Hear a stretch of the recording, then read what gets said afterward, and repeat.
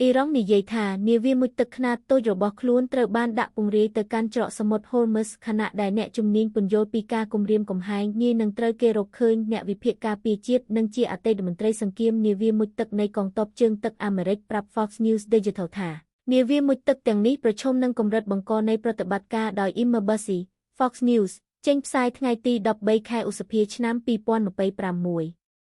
សហរដ្ឋអាមេរិកបានរឹតបន្តឹងការបិទគប់អ៊ីរ៉ង់នៅក្នុងច្រកសមុទ្រ Hormuz ខណៈដែលលោក Trump ព្រមានបាញ់កំទេចទូកទាំងឡាយអ៊ីរ៉ង់និយាយថាខ្លួនបានដាក់ពង្រាយនាវាមុជទឹកខ្នាតតូចដើម្បីធ្វើជាអ្នកការពារមើលមិនឃើញនៃច្រកសមុទ្រ Hormuz ចំពេលមានការច្រានចោលជាបន្តបន្ទាប់នៅកិច្ចព្រមព្រៀងសន្តិភាពរវាងទីក្រុងតេហេរ៉ង់និងសហរដ្ឋអាមេរិកនេះបើយោងតាមរបាយការណ៍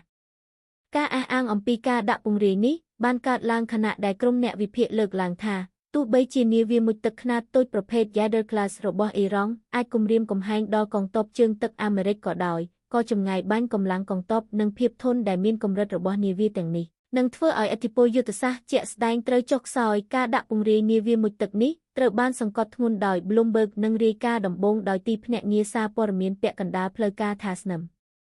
មេបញ្ជាការកងទ័ពជើងទឹកអ៊ីរ៉ង់លោក Rear Admiral Sharem Irani បាននិយាយថាកងកម្លាំងរបស់លោកបានដាក់ពង្រាយនាវាមុជទឹកខ្នាតស្រាលដែលត្រូវបានគេហៅថាជាកត្រី Dolphin នៃឈូងសមុទ្រប៉ែ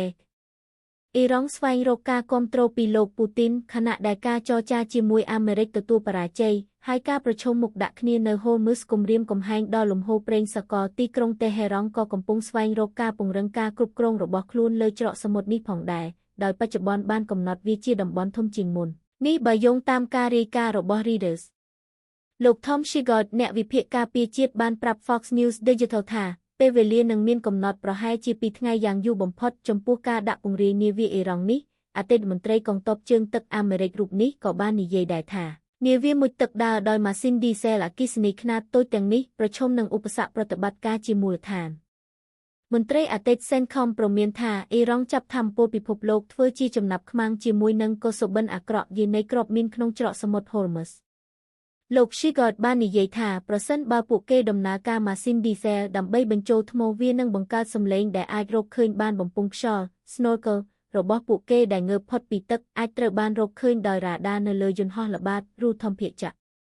នាវាមុជទឹកទាំងនេះត្រូវបានគេនិយាយថាត្រូវបានរចនាឡើងសម្រាប់តំបន់ទឹកកុនដូចជាច្រកសមុទ្រ Hormuz ហើយអាចដំណើរការដោយស្ងប់ស្ងាត់ក្នុងរយៈពេលកំណត់ដោយប្រើថាមពលធ្នស់លោក Shigott បន្ថែមថាដោយសារពួកគេគ្មានប្រព័ន្ធជំរុញដោយឯករាជ្យពីខ្យល់ Ape ដូចនាវាមុជទឹកទំនើបពួកគេនឹងត្រូវបង្ខំចិត្តងើបឡើងលើផ្ទៃទឹកដែលធ្វើឲ្យពួកគេងាយរងគ្រោះក្នុងការស្វែងរកឃើញនិងការកំទេចចោល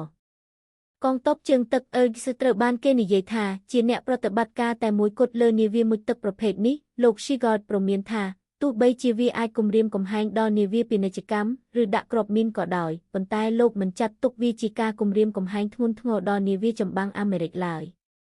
ទន្ទឹមនឹងនេះកងទ័ពជើងទឹកអាមេរិកបានបញ្ជាក់កាលពីថ្ងៃទី10 ខែឧសភាថានាវាមុជទឹកដើរដោយថាមពលនុយក្លេអ៊ែរប្រភេទ Ohio Class បានទៅដល់ Gibraltar ហើយដើម្បីបង្ហាញពីសមត្ថភាពនិងការបដិញ្ញាចិត្តចំពោះសម្ព័ន្ធមិត្ត NATO